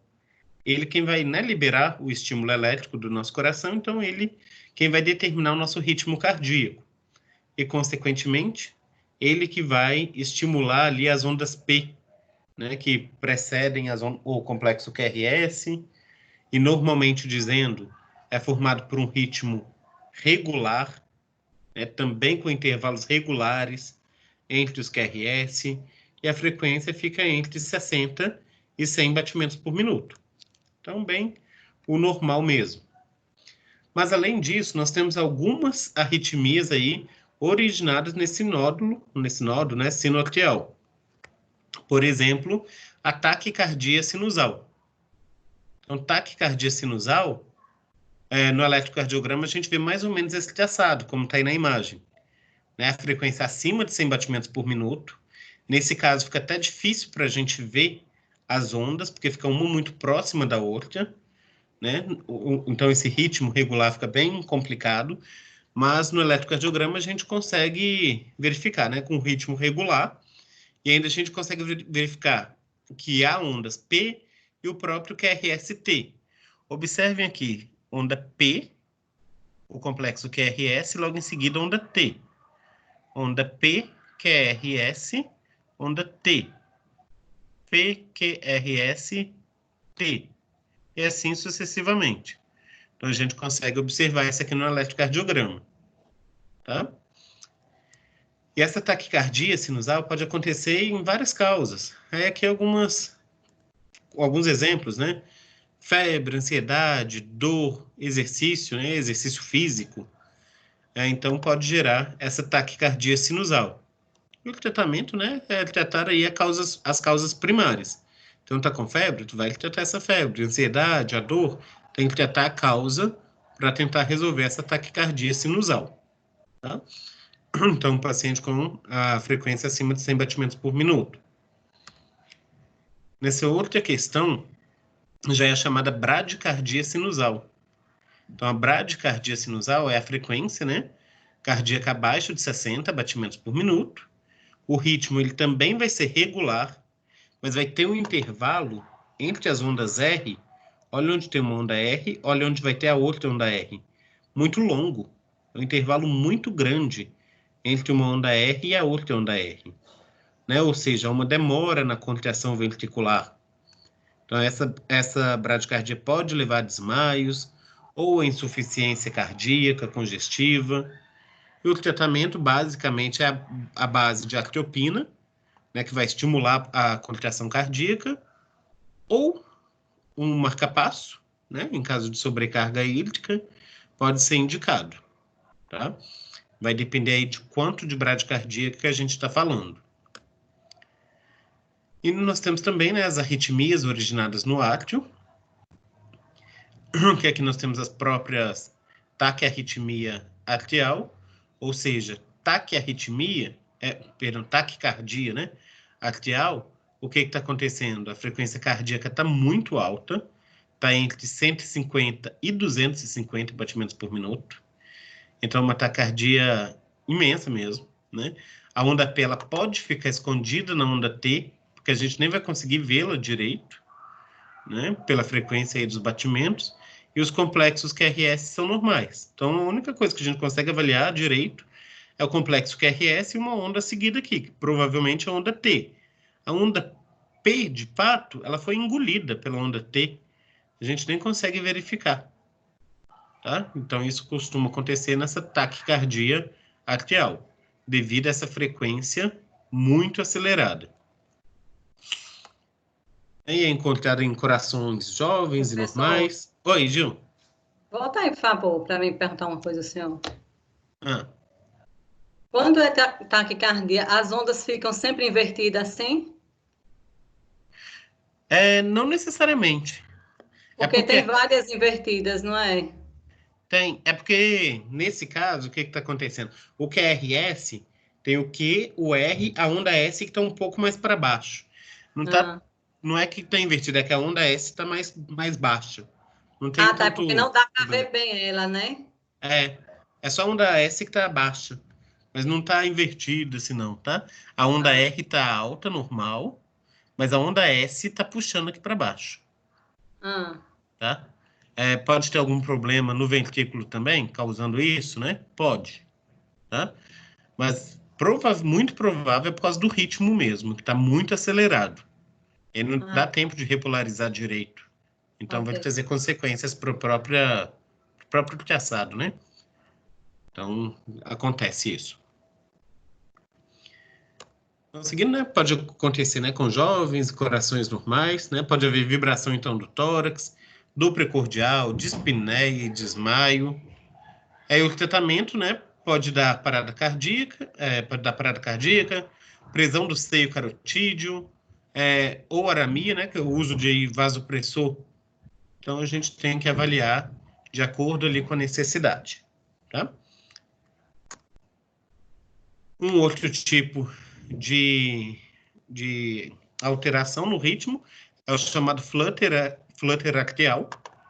Esse flutter vai ser uma frequência cardíaca muito alta, de 200 a 350 batimentos por minuto, gerando aí, causado, né, pela despolarização do átrio. É absurdo, tanto que aqui olha como que o traçado fica. É como se só mostrasse um tipo de onda, tenta até mostrar um QRS ou outro, né? E a onda é como se ela estivesse apontando para a esquerda. Né? Isso é a característica aí do flutter axial. Normalmente, né, o ritmo é regular e rápida do átrio, né? E mostra aí no traçado o dente de serra. Então, como se fosse todo serrilhado mesmo, né? Da onda P. O complexo QRS, né, são normais e as ondas P chegam muito rápido e o nódulo, né, átrio-ventricular não pode aí conduzir todas elas, existindo um bloqueio átrio-ventricular. Tanto que vocês veem uma enorme quantidade de ondas P, mas o QRS não acompanha. O QRS ele se mantém em poucos, né? E também pode levar a fraqueza, desmaios. E o tratamento, né, vai estar relacionado ao uso de digital, que entra, né, no nódulo sinusal, no nódulo átrio, como chama, gente? No nódulo sinusal mesmo. E diminui a passagem da onda P através dos ventrículos, reduzindo aí a frequência cardíaca, e a cardioversão sempre pode ser indicada, tá? Último, a fibrilação atrial, ou seja, fibrilação é como se o coração estivesse tremendo, vibrando, tá? Então, nesse caso de fibrilação atrial, é a mais rápida das arritmias atriais, que pode atingir cerca de 600 batimentos por minuto. Então, o coração, ele não consegue bater mesmo, ele não tem força para contrair certinho. Então, ele só fica ali vibrando, tá? Então, nesse caso, as ondas P, né, são substituídas por ondas irregulares e rápidas, com configurações diferentes. Tanto que a gente pode observar aqui que elas são muito diferentes umas das outras. Não tem nem onda grande sendo formada, é uma onda bem pequenininha, né? Tende a refletir, né, uma doença cardíaca aterosclerótica ou reumática, como uma fibrose do átrio. E o tratamento é uma digoxina também, que é um digitálico, que aumentará a força aí da contração, e uma cardioversão é raramente utilizada para reverter essa fibrilação atrial.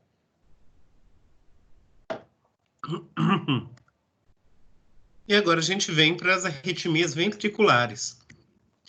Olhe aqui essa taquicardia ventricular. Olha como que fica muito diferente o traçado do eletro. Então, quando já tem mesmo esse espaçamento do QRS, olha, isso aí nem parece, né, o QRS propriamente dito. É uma taquicardia ventricular, né? Então, há uma contração, né, prematura e consecutiva aí do ventrículo, provinda de um foco ectópico do ventrículo abaixo do átrio ventricular, associada a cardiopatias graves e os átrios batem independente, e a frequência é rápida e o complexo QRS é amplo, e o tratamento é de xilocaína intravenosa, né, por 5 minutos, lidocaína contínua, e caso não resolva, faz a cardioversão. Essa taquicardia ventricular é um dos tipos de parada cardíaca chocáveis. Então, uma das formas que nós podemos utilizar o desfibrilador. Então, o desfibrilador, de maneira geral, ele só pode ser utilizado quando tem atividade elétrica mesmo no coração. Se não tem atividade elétrica, não adianta utilizar, porque não vai funcionar. Porque o desfibrilador, ele atua para reorganizar a atividade elétrica do coração. Então, aqui, a gente consegue ver claramente que tem atividade elétrica. A gente vê as ondas sendo formadas aí com uma amplitude até grande. Elas só não estão organizadas. E aí o choque serve para isso, para reorganizar. O outro, né, o FV, que é a fibrilação ventricular. Também a gente consegue ver uma bagunça no eletrocardiograma, né? Então, tem um estremecimento rápido e ineficaz dos ventrículos, sem sons cardíacos audíveis, ou seja, não há pulso, e está associado ao infarto agudo do miocárdio e pode ser letal. Essa FV, essa fibrilação ventricular, também é tida como um tipo de parada cardíaca. Tá? No caso do eletrocardiograma, ele é totalmente irregular, não dá para a gente identificar nada, né? Não tem onda P ali para você identificar. Fala que o complexo QRS é rápido.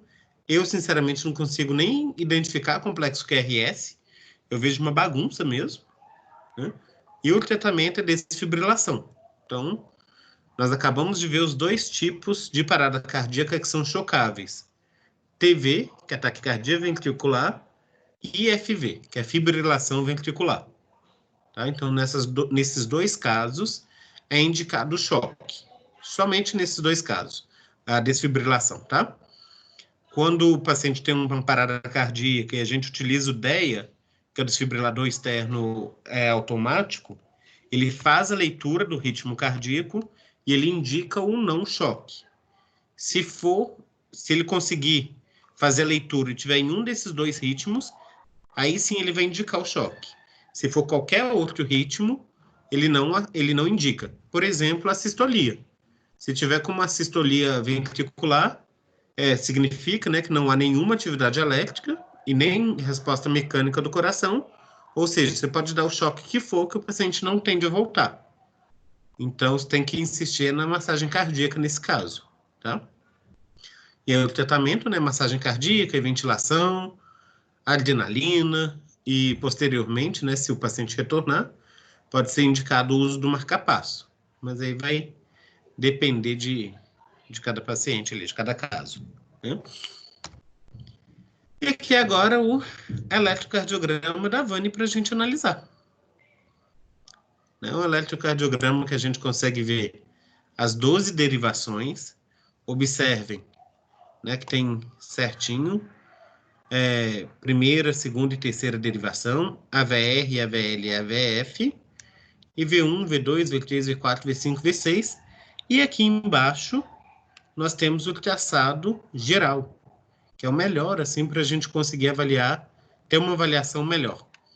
Eu vou fazer o seguinte, vou pegar essa imagem e vou colocar só nesse traçado geral, maior, para a gente conseguir visualizar mais fácil, tá? Só um minutinho, só para eu cortar aqui a imagem, para a gente conseguir fazer isso, essa visualização mais fácil.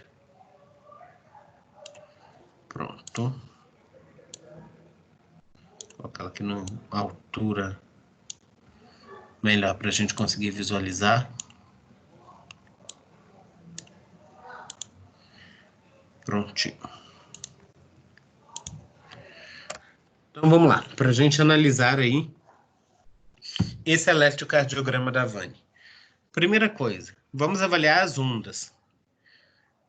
Vocês estão conseguindo enxergar a onda P? Sim. Ótimo. Onda P está presente, então o átrio estava despolarizando, então estava tendo contração do átrio tranquila. E essa onda P, a gente observa que está uma onda P normal. Uma onda P pequenininha, ok? Com uma amplitude considerada normal, né, em todas elas. Então, tá ok, certinho. Depois da onda P, segue normalmente o complexo QRS. Então, a gente vê que aqui embaixo tem o Q, o R e o S. O S tende a dar essa puxada aqui para baixo. Então, QRS. Perfeito. Certinho também. Depois do QRS vem a onda T, que tende a ser mais alta e mais larga do que a onda P. Então, a gente vê que está presente também, né? E se repete isso. Então, ou seja, tá ok aí esse complexo QRS dela, né? Será que o coração dela está batendo no ritmo certo, no ritmo adequado? Tem como a gente saber isso? Se está no ritmo certo, se está no ritmo adequado? Tem, Tem, e porque tem uma está maneira... bem regular, não? Pois é, será que está bem regular, Ju? Só da gente bater o olho assim, será que dá para a gente saber? Fico na dúvida, né? Se, por exemplo, se todas as ondas R estivessem ali marcadas certinhas em alguma, né, alguma linha dessas da vertical, maravilha, eu conseguiria acompanhar certinho isso. Como não estão, cada uma está em um local diferente, eu posso ficar na dúvida se está regular ou se não está regular. Uma maneira bem simples de realizar um controle disso é pegando um papel qualquer, tá? Estou com um papel aqui branco na mão, posso pegar, por exemplo, uma caneta, e eu coloco esse papel em cima aqui desse eletrocardiograma, deixa aparecendo as pontinhas das ondas R. E aí eu marco nas duas primeiras, nesse meu papel. Faço um risco de caneta, mostrando as duas ondas R. E aí eu vou marcando nas outras para ver se esse intervalo entre cada onda R está regular, se ele segue certinho. Deu para vocês entenderem? Deu. Então, tentem fazer. Eu vou pegar uma caneta aqui para fazer. É porque você está falando, professor, desses quadrados aí, que o R não está certinho lá em cima, não é isso? Isso mesmo. Então, vou pegar uma caneta. Espera que eu vou pegar uma caneta para mostrar a você certinho como que a gente faz para avaliar essa questão do complexo QRS, tá? Só um minutinho que eu esqueci de pegar a caneta antes. Deixa eu ir lá.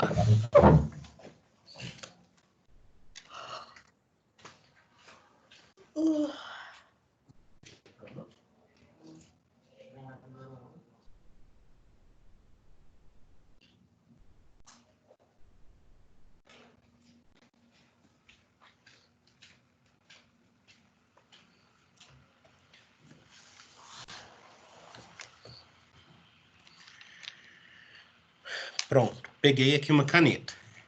Então, tem meu papel em branco. Vou fazer os dois risquinhos. Então, aqui, ó. Tô marcando onde está mostrando o pico das duas ondas R. Das duas primeiras ondas R. Aí aqui, no meu papel, vou parar aqui de compartilhar com vocês, só para que vocês possam ver certinho. Depois eu volto a compartilhar. Então, cadê? Parou? Compartilhar, parou, né? Então, aqui no meu papel, deixa eu mostrar bem de pertinho. Cadê isso? Então, aqui, ó, eu tenho os dois riscos, que mostra para mim o intervalo entre as duas ondas R, as duas primeiras ondas R. Agora eu vou comparar se esse tamanho de intervalo ele é regular, se é o mesmo tamanho de onda R entre a terceira e a quarta, entre a quinta e a sexta, e assim sucessivamente. Eu vou colocando papel lá para ver se o espaço entre uma onda R e outra segue esse mesmo tamanho que está marcado aqui no meu papel. Se o tamanho, né, do espaço entre uma onda R e a outra não vai aumentar. Entenderam? Bom, eu entendi. Eu também entendi. Então, ótimo. Então, professor, justifica por isso que tem que ser nesse papel. Por isso, no papel. No papel Porque a gente o médico consegue... é uma coisa muito urgente se olhar um eletro, então ele tem que bater o olho e realmente já ter pelo menos uma noção de que realmente está regular ou não esse coração, não é? É. Ele bater no olho, ele vai ter uma noção que está regular ou não? Pode ter. Né? Porque aqui, por exemplo, a gente bater no olho nesse da Vani, dá a impressão mesmo que está regular. Né? Mas tem alguns tipos de arritmia que são mais sutis. Então, se a pessoa ela não fizer ali os cálculos, ou se ela não fizer dessa forma mais simples, pode passar tipos de arritmia e ela não vai perceber. Estou aqui até comparando se esses dois riscos que eu fiz, se realmente vai manter o intervalo certinho. Ele está mantendo. Entre todas as ondas R, foram mantidos aí certinho, o mesmo espaço. Ou seja, o coração da Vani estava batendo de forma rítmica. Então tá perfeito, certinho, em relação ao ritmo do coração dela. Então, significa que tá legal. Né? Esse cálculo o médico faria mais ou menos assim que você está fazendo, com esse traçado aí. Uhum. Exatamente, ele só faz isso aqui, os dois risquinhos, vai lá e olha, rapidinho. Aí compara mais ou menos quantos risquinhos, porque o senhor fez os dois primeiro, deu legal, deu regular, não é isso? Isso, eu fiz os dois primeiros, eu faço para ser minha referência. Depois que eu tenho esse ponto de referência, que é entre o primeiro e o segundo, eu vou comparando os demais. Aí eu comparo os outros que eu tenho aqui no meu eletro. O eletro hoje, né, que ocupa uma folha A4, são poucos. Então, cerca de quantos que tem aqui no Davanil? 1, 2, 3, 4, 5, 6, 7, 8, 9, 10. Tem 10 ondas R. Então, só vou reparando se os espaços estão iguais entre elas. Só isso. Muito legal, professor. É bem legal. Vou fazer o seguinte, só para ficar bem claro para todo mundo. Olha aqui, vou tirar uma foto. Que fica mais fácil eu tirando a foto. Aqui. Então, peguei. Tirando a foto. Que aí eu pego e mando a foto lá no grupo. Tá? Que aí vocês conseguem ver. Então, tirei a foto aqui mostrando que está servindo de referência. Mostrando as duas pontinhas da onda R. E marcando, né, os dois. Estou pegando outro intervalo e que segue o mesmo padrão. Só para que vocês possam ver certinho. Vou mandar lá no grupo do WhatsApp para que vocês possam ver certinho.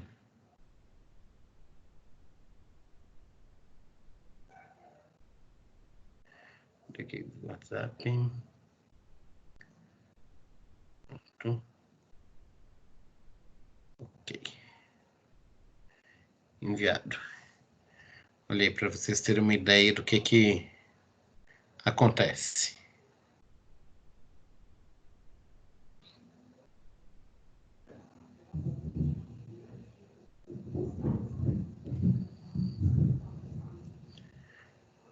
É só a gente ir comparando dessa forma assim, que dá para a gente verificar se realmente está rítmico ou arrítmico. Porque se tiver arrítmico, a gente também consegue ver. Deixa eu só ver se eu consigo achar aqui de forma fácil um eletrocardiograma. Professor, entre um traçado e outro, o senhor contou, foi? Oi, Gil. Como? Entre um traço e outro, o senhor contou? Se eu contei... Os quadradinhos não, o senhor só teve noção de espaço mesmo, não é isso? Só noção do espaço. Tá. Não contei, não. Só o espacinho ali que eu marquei, que eu fui contando. Tá? Então, eletrocardiograma arrítmico. Para mostrar para vocês, para olhando aqui, se eu acho algum que mostre alguma arritmia, para vocês verem a diferença. Achei um aqui que tem uma arritmia clara, que dá para a gente verificar numa boa. Vou copiar a imagem. Aqui, ó. Vou mostrar para vocês.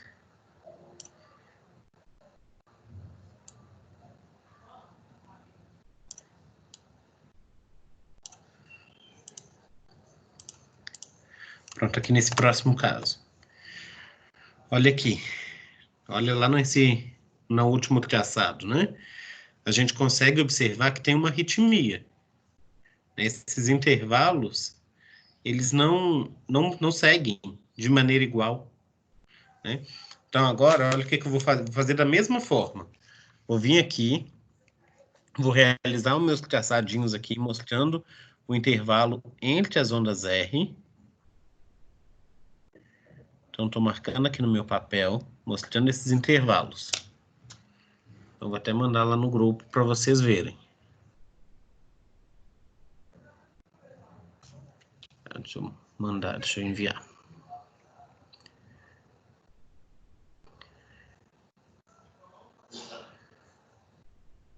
Pronto, acabei de enviar. E agora eu vou confirmar se coincide esse intervalo com os demais. Olha aqui, já vejo que não coincidiu. Aqui agora eu vou mandar uma foto mostrando que não coincidiu. Olha aqui a diferença. Parece pequena nesse momento, mas já não coincide. Estabiliza a imagem. Olha aqui nessa última imagem que eu enviei, olha onde está o meu risco, olha onde está a onda R. E eu tenho certeza, se eu for continuar comparando, eu vou achar intervalos ainda maiores de distância. Tá? Olha aqui. Acho bem maiores. Isso mostra pra gente uma arritmia. Quanto maior for essa distância, mais grave, mais severa é essa arritmia. Professor, vê se eu entendi. Esse espaço da caneta que o senhor deu, a gente comparando com o preto, que é o do eletro, está distante. Uhum. Então, é isso que o senhor está falando, não é? Isso aí. Ah, entendi agora. Então, porque dá para ver até a transparência do azul com o preto. A distância está grande, assim. Tem uma certa distânciazinha. Tem uma distância. Tá. No da Vani, o que eu fiz, não tem distância, coincide certinho. Né? O que eu fiz da caneta está batendo certinho com o do elétrico. Isso, então, fica bem os certo em cima. Fica em cima. Esse não fica, porque tem esse afastamento. Sobra um espacinho. Isso. Então, mostra ali essa arritmia para a gente. Nossa, professor, que legal! Então, é uma coisa bem simples, bem bobinha, que dá para a gente verificar uma arritmia. Então, é por isso que os médicos pegam, realmente eles fazem isso sim, viu, no hospital. Pega um papelzinho ali, a gente não tem nem ideia para que ele está pegando aquele papel, mas é para isso, é para realmente verificar, para verificar isso. Né, se tem ou se não tem arritmia. Então, coisa bem sutil, né? Bem simples. E é isso tudo. Né? Sei que eletro não é uma coisa fácil, é difícil de analisar mesmo, tá? Vou fazer o seguinte, vou tentar achar alguns aqui para criar um exercício, alguma coisa para vocês, para enviar para vocês. E para vocês tentarem, né, fazer, assim, para a gente discutir um pouquinho na semana que vem. Não é só a título mesmo de curiosidade, de testar mesmo essas questões, que acho que vale a pena, é bom. Estimular essa questão toda do elétrico é bom para nós. Eu acho que vale a pena. Né? Com certeza. Lembra... Professor, o senhor... Desculpa, pode falar. Pode falar, gente. Não, eu falar que quanto mais a gente pratica, melhor a gente fica. Sim. Tem como o senhor indicar para a gente um vídeo que, normalmente, o senhor deve ter visto algum vídeo no YouTube também, não viu? Gil, já assisti. Deixa eu procurar um aqui. Deixa eu ver se... Vou jogar aqui no Google para ver se aparece de algum canal que eu conheça. Inclusive esse também que o senhor mostrou, né? A atividade elétrica que o senhor mostrou para a gente aí. Indica para a gente onde a gente puxa esse também para a gente dar uma olhada. Vou mostrar para vocês. Ó, tem esse vídeo aqui. Deixa eu ver se é bom. Estou tentando aqui olhar um. E parece, assim, que tem um número relativamente bom de seguidores. Enfim. Tem um aqui que eu conheço, assim, um professor. Acho que ele é sensacional. Então, acho que vale a pena, tá? Ó, vou enviar 2 links para vocês que eu acho que ajuda bastante nessa questão. Esse aqui é de condução elétrica do coração. É um professor fisioterapeuta, tá? Então, ele mostra toda essa questão da condução elétrica do coração mesmo. Ele é fisioterapeuta, mas dá aula de anatomia. Ele tem um canal no YouTube que chama Anatomia Fácil. É muito legal. As aulas dele do YouTube são muito boas. Ele tenta trazer de uma maneira fácil da gente aprender, assim. Então, estou mandando o link dele para vocês. Então, mandei lá no grupo. E tem esse outro que eu achei aqui, de um canal que chama Medicina Resumida. Não conheço o canal, mas parece ser interessante. Então, vou enviar aqui também para vocês no grupo. Depois vou até assistir para ver se realmente é legal. Tá? Mandei aí 2 links do YouTube que eu acho que são bons. Tá? Esse primeiro eu tenho certeza que é, porque a pessoa eu conheço, eu sei que já assisti muitos vídeos dele, eu sei que os vídeos são bons. E aí vocês podem ver também, qualquer coisa, a gente discute um pouco mais sobre isso na semana que vem. Porque eu sei que elétrica, essas coisas que envolvem toda essa atividade do coração, dá muito trabalho, né? Muita coisa para a gente conseguir compreender tudo, assim. Então, quem puder, né, dar uma assistida aí nesses vídeos, deve dar uma clareada. Ajuda a dar uma clareada. E... Nossa, vai ser excelente, porque eu não consegui assistir a aula toda, e aí vai clarear, com certeza. Obrigada. Ótimo, mano, por nada. Aí eu mandei lá para vocês, então, no grupo, que aí vocês conseguem, né, visualizar isso. E eu vou tentar também achar alguns outros materiais para ver se, né, ajuda vocês. E, além disso, nós temos que definir para a semana que vem o nosso conteúdo. Né, para quinta-feira da semana que vem. Eu estava pensando aqui... Oi, Marinalva falou alguma coisa? Não, Lidiane que falou? Mas semana que vem não é feriado? É feriado? Nem tô sabendo, Lidiane. É feriado de Corpus Christi. É verdade. Quinta-feira é feriado. Então, na outra semana, né? Então, a gente se encontra na outra semana. Então, é dia 18. É isso aí.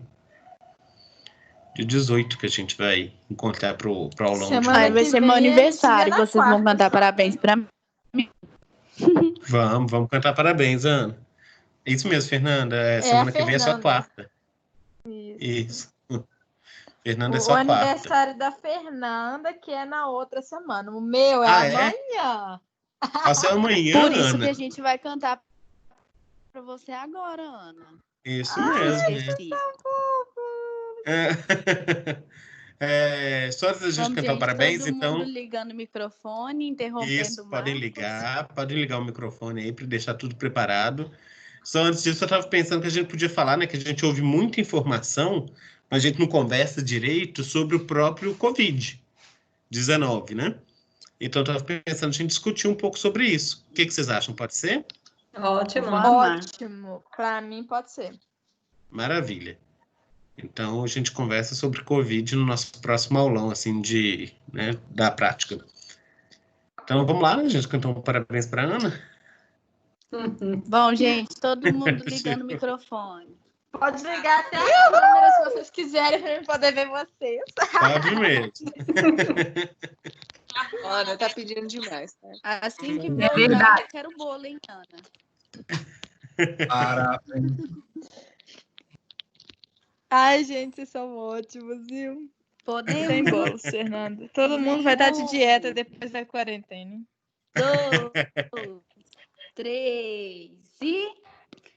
Parabéns pra você. Nessa data querida. Felicidade. Muitos anos de vida. Agora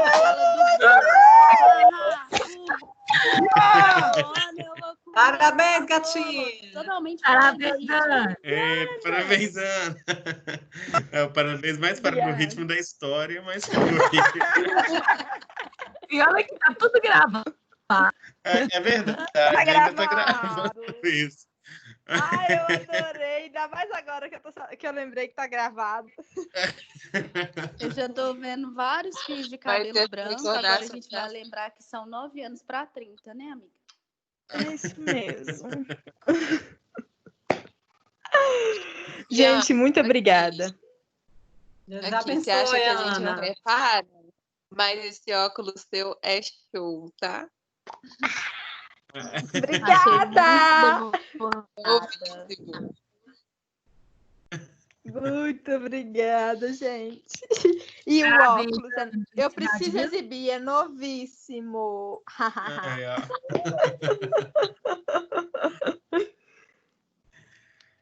Muito Ai, meu obrigada, gente. Só para fazer vocês Admiro mais um você que tá pouquinho aqui. conseguindo usar máscara com óculos. Nossa, Minha Porque eu já filha de Deus, aposentei. deixa eu te contar. Tá impossível, é impossível. Ainda mais que minha questão cardiorrespiratória, quando eu tô andando para pegar um ônibus, o trem embaça todo, eu ando sem óculos. E o pior de tudo, o antigo, que é o que vocês me viram, a última vez que me viu, eu tava com ele quebrou. E aí eu tava usando o óculos quebrado, com a perninha quebrada. Aí eu comecei a ter enjoo de tanto que ele tava balançando na minha cara. Aí eu fui lá, tava usando um grau menor.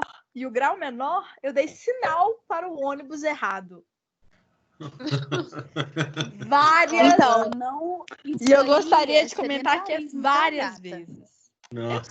É isso mesmo, é sedentarismo.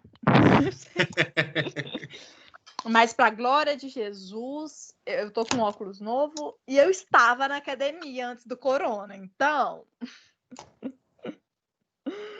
vocês vai tudo passar. Porque eu estou nessa quarentena sem comer carne, entendeu? Eu acho que eu tô quase. Você acredita? Eu devo estar completando 30 dias já sem carne. É um milagre. A Fernanda é a pessoa mais carnívora que eu conheço. É mesmo? Parabéns, Fernanda. Parabéns Verdade, mesmo. Marco, eu tô me superando. Eu também tenho diminuído amiga. alimentos provindos por animais. Não consegui ficar sem ainda. Mas parabéns. Obrigada. Parabéns mesmo, que é complicado, né? Mas que bom que tem conseguido, gente. Marco, a Fernanda come carne pelo menos 3 vezes no dia.